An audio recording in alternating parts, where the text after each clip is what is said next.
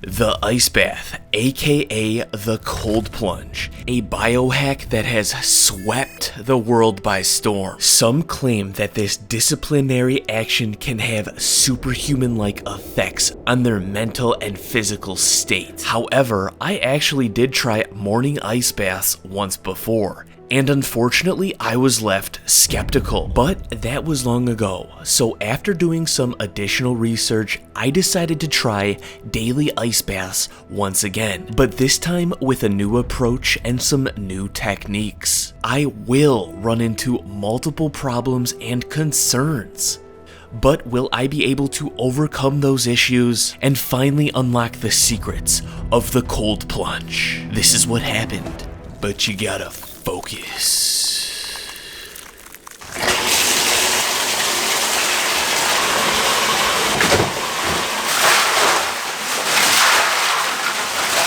From that first experiment, I do have a little bit of mixed feelings about ice baths. Anyways, before this melts and before I just chicken out, I'm gonna hop in. Why?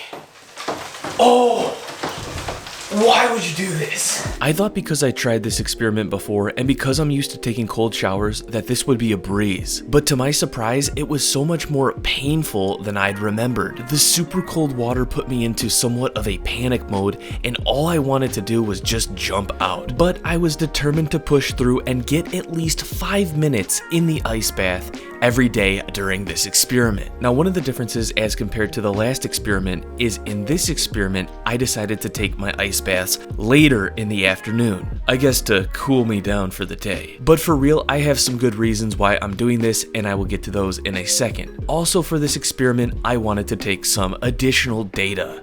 One of those data points being heart rate variability, which I will refer to as HRV. Now, typically, a consistently higher HRV can indicate a more balanced overall nervous system and a better recovered state. I wanted to see, most importantly, if there was any effect on my beginning morning heart rate variability, but also what effect the ice bath was having during the ice bath and post ice bath. Now, on top of these measurements, I was also going to pay attention to my old injuries, specifically my back, shoulder, and groin area. And then additionally, overall how I felt each day, my workout recovery, and performance. Okay, that's good. That's good. A little over 5 minutes in the ice bath and I was done. Now, upon exiting, I was actually extremely frigid. All I wanted to do was warm back up, so I quickly jumped in a hot shower. But as I would find out, this would actually be a mistake. We're getting some growth back, if you know what I mean. After 15 minutes in the hot shower, putting on some warm clothes and trying to make myself a warm meal, for some reason I felt like I almost got colder. Was I unaliving? What was going on? Why am I so cold? Well, it turns out there's something known as the ice bath after drop. This is where you warm up too fast after an ice bath. Apparently what happens is the rapid warmth causes your blood vessels to dilate quickly, which more rapidly mixes the cooler blood at your extremities with the warmer blood that your body tried to conserve at the core. And once mixed, the overall core temperature drops and you feel really cold again. So apparently you're supposed to actually warm up slower to prevent this rapid mixing and prevent this cool drop. I will try to fix that on day 2 with a few techniques. Regardless, after the warm meal and warming up with the blanket, luckily, finally, I was starting to feel warm again. And I'm kind of getting that nostalgic flashback to the first time I did this experiment, where I just felt like vibed and like kind of tired after, in the afternoon, like later after the ice bath. Is this going to help with my workout recovery? Am I going to just biohack myself to an even higher HRV? Am I going to spend all my money on ice? What's going to happen? Let's find out. All right. Now, once warmed back up, I felt really vibed out, like I could take a nap. Could this be that post-parasympathetic effect of taking an ice bath? Perhaps. You see, it has actually been found in multiple studies that acute cold exposure can positively stimulate the vagus nerve, affecting the nervous system, which can therefore help with relaxation and recovery. But in my case, on this first day post-ice bath, I was feeling more tired. So I woke up this morning feeling a bit groggy, and my morning HRV is 47, so a bit on the low side for me, but possibly on a good note. When I bend down and stand up, I noticed my back might feel a little bit better than it did yesterday. If you don't know, I injured my back a few weeks ago, and I have been getting better day by day, but perhaps like I got a little bump almost. Like it almost feels significantly better than it did yesterday. Not that it's like hurting or anything, but it has still been a little bit tight. Maybe we did something to the inflammation with the ice. Hey, we're gonna continue these baths. This is day 2. I got work to do, then a workout, and then an ice bath. So feeling a bit more groggy than usual on the morning of day 2, I couldn't help but wonder if this was due to the ice bath or perhaps a negative lingering effect from improperly warming back up after the first ice bath. So I researched how to properly warm back up to help avoid this after drop and was looking forward to trying out these new techniques on day 2.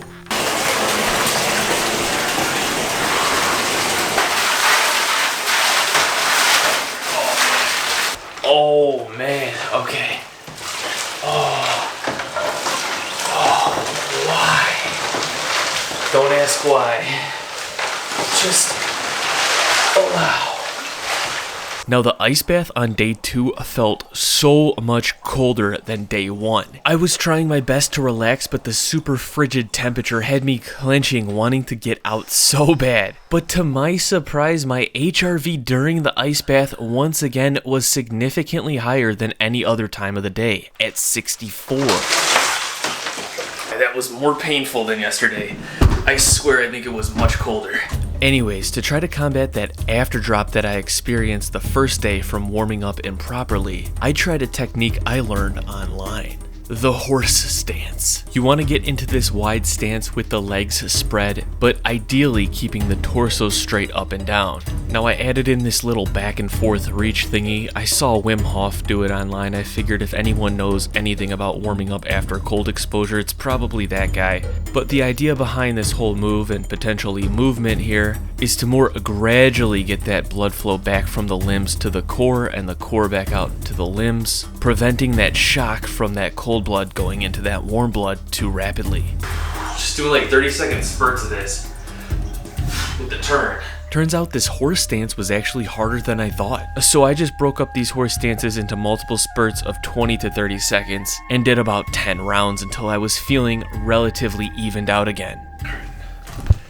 Alright, now I'm gonna take a warm shower. So another thing I'm actually gonna do is not turn the shower up too hot right away. That can cause that after drop effect. Just kind of start with it lukewarm, and then if I want to, maybe go up if I'm starting to feel equalized. And thankfully it seemed like this technique worked. After my shower, feeling normal and not super freezing, I had a small meal and took my HRV, which ended up being 5 points higher than the previous day's post ice bath HRV. So this day, once again, even though I didn't hit that after drop, at least not to the intensity of yesterday, I'm just feeling really vibed out, really just relaxed and just done for the day, you know? So it seemed like I figured out how to prevent that after drop. But what about better enduring the ice bath itself? Reviewing the footage from day 1 and day 2, I felt like I could do better. So I watched a lot of videos on how to endure an ice bath properly, and I got a lot of different ideas, but I think overall what it comes down to is trying to, rather than fight the ice bath, apparently you want to just be the ice bath.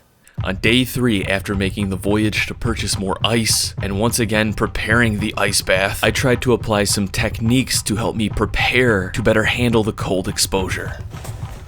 Come on, lad, 5 minutes, you got this. Pre-ice bath, taking several controlled deep breaths to help center the body and focus the nervous system so that when submerging, I would be accepting the cold rather than trying to fight it. Now, it's important to note I was doing this before going into the water, so if I did get dizzy or felt lightheaded, I wouldn't necessarily be in danger by being in water. Now, after about 10 breaths, I felt centered and ready. Let's do this. Oh. Now, similar to the first 2 ice baths, my initial reaction was to tense up, breathe quickly, and jump out of the ice bath. but I tried to apply some simple mental techniques of acceptance and controlling my breathing. And by a controlled breathing, I don't mean like any deep breathing, hyperventilating like technique. I just mean like a relaxed breath as if I was in a comfortable environment out of the ice bath. The idea is by reacting like I'm in a comfortable environment, maybe through the reverse stimulus, my nervous system would settle. And this felt like it kind of worked. I did feel more relaxed and more acceptance of the cold. Also, my heart rate variability measurement during the ice bath was the highest yet at 73. That's it. I was doing good at first, but towards the end, I started to shiver. Regardless, day 3 felt like the most successful ice bath so far. I felt like I was getting better at this, but there was another issue that I was looking to address on day 3. And this issue, to me, was a serious one. You see, on days 1 and 2, I took my ice bath post-workout in the afternoon. Now, while it seems like this should go together, taking an ice bath after a workout to cool down and help reduce inflammation, some recent research actually shows a post-workout ice bath might actually hinder muscle growth and strength. You see that natural inflammation caused by working out perhaps plays a big role in muscle recovery, and by blunting and reducing this inflammation with an ice bath, well, you might actually be blunting and reducing muscle repair. So, how much time do you have to wait after a workout before taking an ice bath to hopefully prevent this? Well, according to the internet's favorite neuroscientist Andrew Huberman, he recommends at least 4 hours. 4 hours? So what about taking an ice bath first thing in the morning and just getting it done with? Well, I tried this in the previous experiment, and what happened for me was by the time I warmed back up and then got to the afternoon where I could work out, I noticed my workouts were suffering. It's as if the morning ice bath was almost a workout in itself, pre-fatiguing me for my actual training session, taking away from my performance. So this left me with one more option to consider. That is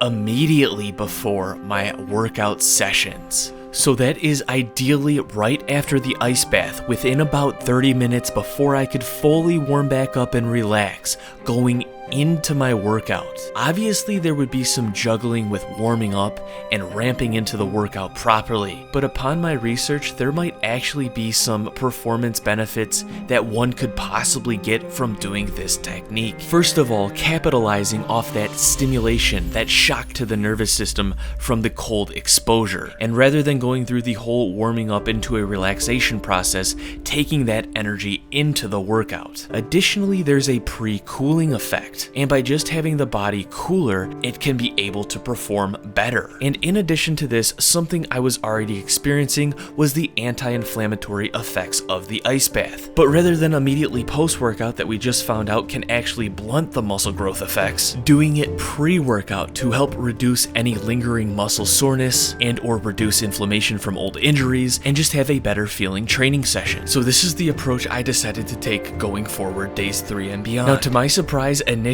it actually seemed like it was working. My workouts on these days felt energized. I felt like I had stamina. I felt fresh in the body, mind, and joints. Now, I think the secret was continuing that energy rush from the ice bath through a proper warm-up into a workout without ever taking too much time in between any of those stages to become relaxed. So timing was a big key here. But on days 3 and 4, it just felt like I had much better workouts than normal all around. But this brings me to day 5.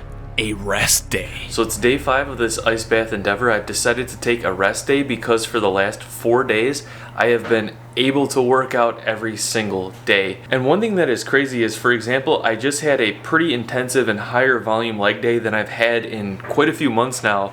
2 days ago, and over the last 2 days, almost no DOMS. That's no delayed onset muscle soreness. Like, I haven't felt sore in the legs like you would typically experience after a high volume leg day. Anyways, I've decided to take a rest day because although I'm not sore, I do feel fatigued, and I think it's probably a good idea to just relax today.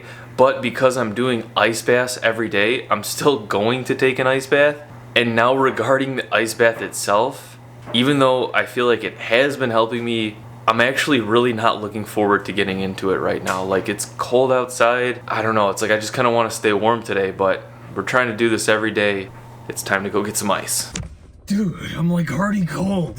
Having finally experienced what I believe to be some positive benefits of taking an ice bath pre-workout for better performance. On day 5, my rest day, I couldn't help but wonder, did taking an ice bath itself somewhat act like a workout? As in act as a stressor on the body? And could perhaps just taking too many ice baths be just adding to the pool of stress that the body undergoes, so that if you were already on the upper limit of stressing yourself out, this could potentially push you above and beyond? Like, I've often heard of people taking ice baths to do things like boost their immune system, help them better deal with stress, improve their cognitive state, but I feel like it's similar to working out. Maybe a little bit can stimulate the body and cause the body to adapt, but do too much and not allow the body to recover from the stress, and one could start seeing compounding negative effects. And that is kind of what I felt like I was experiencing by day 5. Having worked out 4 days in a row with ice baths, my body felt like it was stressed out already to the max. And by taking this extra ice bath on day 5, even with the pre-breathing techniques and trying to relax and all of that, it just felt like overkill. On top of this, my morning HRV, which is perhaps the most useful HRV measurement to take day to day to see how ready and recovered you are, was actually showing a trending decline throughout this experiment, towards the high 40s, low 50s. And before doing this experiment, I had gotten my morning HRV consistently in the high 50s, even 60s. So was I just overdoing myself here? That's what I was beginning to worry about. And then on top of this, I started to experience some symptoms similar to overtraining. Alright, good morning guys. So it's day 6. So now it's Saturday. Usually I like to sleep in if I can to hopefully reap the benefits of some extra sleep for recovery if I need it. But I just like woke up at 4:30 and I couldn't go back to sleep. I was just feeling uncomfortable. And for anyone who has like overtrained, and I mean like really overtrained, maybe you ran like a marathon or just worked out way too long, like I'm telling you, like that's the feeling I was getting last night. Like just an uneasy, like I just couldn't relax in bed. So yeah, I just got out of bed at 4:30 and I'm like, forget it, I'll go to my computer, try to do some work or whatever. But hey, you know what, maybe I'll just flip a switch again, and maybe this ice bath I'm gonna take pre-workout is gonna boost me right back up, knock some of this just grogginess, achiness out, and hopefully set me up for a good training session. Other than that, that's the update right now. Ugh. So I did my best to suck it up and carry on with my pre-workout ice bath for day 6 to hopefully salvage the day and get that similar boost I experienced on days 3 and 4 taking an ice bath pre-workout. Feeling a little bit more warmed up from that horse stance routine, but not too warmed up yet. Gonna dry off, throw on some clothes, make it to the gym, hopefully before that relaxation sets in and I get too warmed up, and then I'm going to gradually warm up more into the workout and hopefully get those benefits similar to like I got on days 3 and days 4, where it just felt like a perfect ramp into the workout. Yeah, and hopefully we don't injure ourselves or just like all of a sudden hit a wall from being so tired from that lack of sleep last night. But I'm not trying to like make this story go one way or the other. I'm just sharing with you guys what's happening during this experiment. So this is what it is, all right? And once again, to my surprise, even with the lack of sleep and the rough start to the day, the workout actually went pretty good. Now, after the workout, when I started to cool down, dang, let me tell you, the tiredness hit me hard. Now, I did sleep a little bit better on day 6, but still not the best, especially not for missing all that sleep the previous night. Luckily, I was almost done with this experiment and hopefully everything would turn back to normal.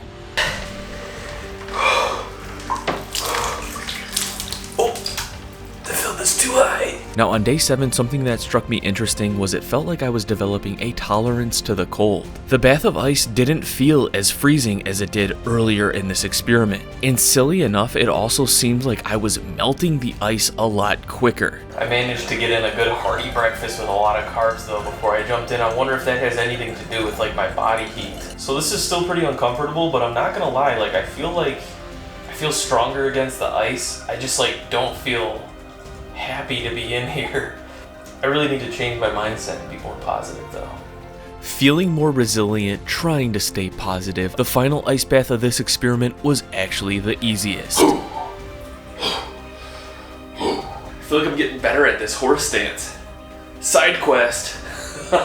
With somewhat of mixed feelings on the final day, what did all of the data show that I took? And what were my final thoughts after taking daily ice baths for 7 days? Well, ladies and gentlemen, it is time for the results.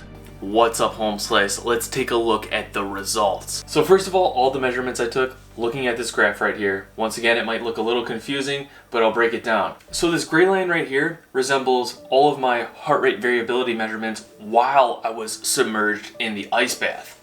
Now, this blue line right here resembles my morning heart rate variability. And in my opinion, this is actually the more important line, because that morning HRV is that HRV you have when you wake up, when I am first ready to tackle the day. And that is the one I've been trying to improve overall, and the one that I did get to be after the last experiment, averaging around the upper 50s, low 60s, which for me is actually starting to trend up towards my goal of like 70 in the morning. Now, obviously some days morning HRV can just be worse, you know, if you had a lot of stress going on the previous day, etc., but a consistent higher morning HRV, that's the key. And we can see in this experiment here that on the first day before taking any ice baths, my morning HRV started at 59.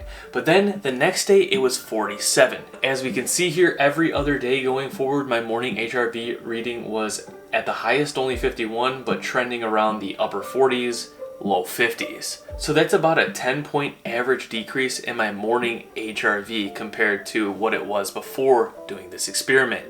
To me, that might be indicating that I was maybe adding too much to my plate, too much to my bucket of stress, and it just could have been overdoing me every day, leading to that just not readiness to attack the day, thus a lower HRV, indicating that I needed more rest before doing more stressful activities. Now, one more thing I want to explain are what are these other two lines right here. So the green is immediately before jumping in the ice bath, and the orange is after. So these were just taken like more in the middle of the day. I wanted to see if there was any like drastic changes before or after the ice bath regarding that immediate HRV measurement. And on some of these days, it showed that my heart rate variability went up after the ice bath. On others, it shows that it went down, and then towards the end, kind of the same, similar. I don't know, I took these measurements, they're there, you can interpret them how you want, let me know what you think. But to me, the most important measurement is that morning HRV reading, starting the day off. How are you starting the day off? Now, one more thing before moving on, the one thing that did surprise me was the higher heart rate variability measurements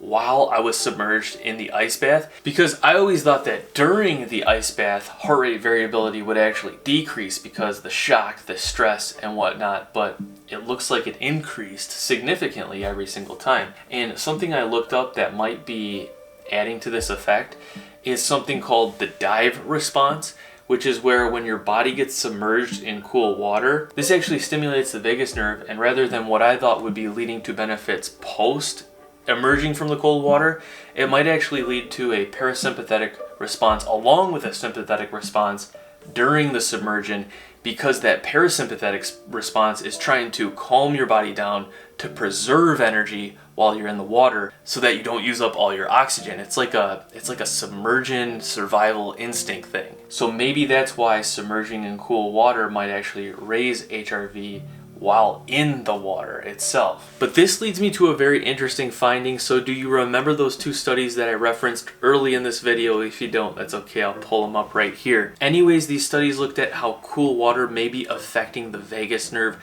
therefore improving HRV, improving that parasympathetic response. These studies that I looked at didn't necessarily involve submerging in an ice bath. They involved cooling down the neck or facial region to get that stimulus. So maybe to biohack, rather than going through all the trouble of submerging in an ice bath, blah blah blah, just get like a cold rag or some cool water and, you know, splash it right here, splash it on your face a second.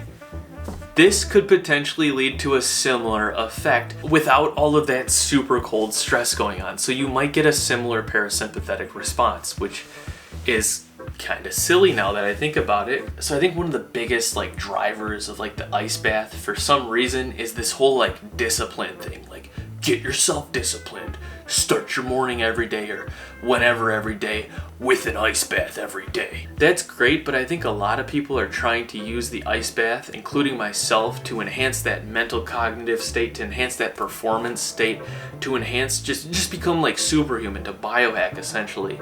And the issue with taking an ice bath, if you're already close to that maximum amount of stress in your bucket, you're maximizing, you're an optimizer, is that, well, an ice bath is essentially a form of stress. It's a stressor, it's cold, and your body has to additionally deal with that. And if you just add it in and you add it in too frequently, well, you might be overflowing your bucket of stress. And I kind of ended up experiencing this overflow. It just felt like there was just too much stuff. Okay, now maybe I could have like cut back on the workouts, maybe I could have cut back on the ice baths and balanced things out a little bit more.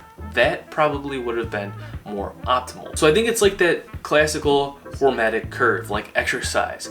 You do a little bit, you get a positive result. You have enough time to recover, but if you just do too much, or you just do too much of all this stuff combined, you start getting diminishing returns, and then you start getting even negative effects eventually. So balance is key. That's what I'm taking away here. Balance is key. Now that being said, I'm sorry, it probably sounds like the overwhelming tone is negative towards ice baths, and I can understand why it sounds like that. But there is a potential point that I found it to be maybe very beneficial for me. For this experiment, on 3 of these days, days 3, 4, and 6, when I took my ice bath pre-workout, like 30 minutes before, and then balanced that warm-up, doing just a little bit of that horse stance after exiting the ice bath just to get a little bit warm, but still cool, throwing on my gym clothes, either going to the basement gym or going to the gym, getting there in the right amount of time, not waiting too long before I warmed up too far, but still kind of cool, and then like ramping another warm-up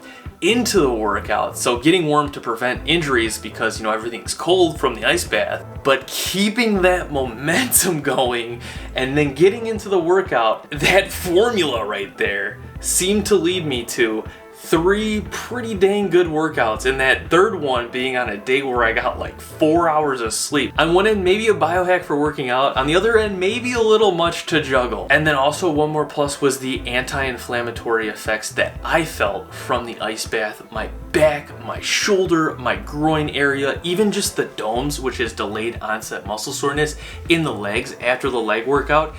I didn't really seem to get sore throughout this experiment, which was interesting. It was like I just got fatigued, really fatigued, especially from just all this stuff juggling around, but the soreness, the muscle soreness, wasn't there. Well, I continue doing an ice bath every day and spend $77 a week making ice baths. That's how much I spent this week on ice, by the way. Trivial right there. Anyways, no, probably not. But maybe, just maybe, may I use an ice bath going forward, maybe once again to just try it out as a pre-workout if I can do that right again. Or even maybe after an intense like leg or exercise day where I'm taking a rest day and I'm feeling sore and I'm feeling just like ugh, and I need to just maybe just get a little some refreshment. And then maybe I might even do it maybe weekly just to help mitigate any lingering inflammation and any old injuries, because man, like I'm telling you, like it did seem like it helped there. I don't know, do you have any suggestions for a potential ice bath schedule that one could set up? Have you done ice baths? Have you done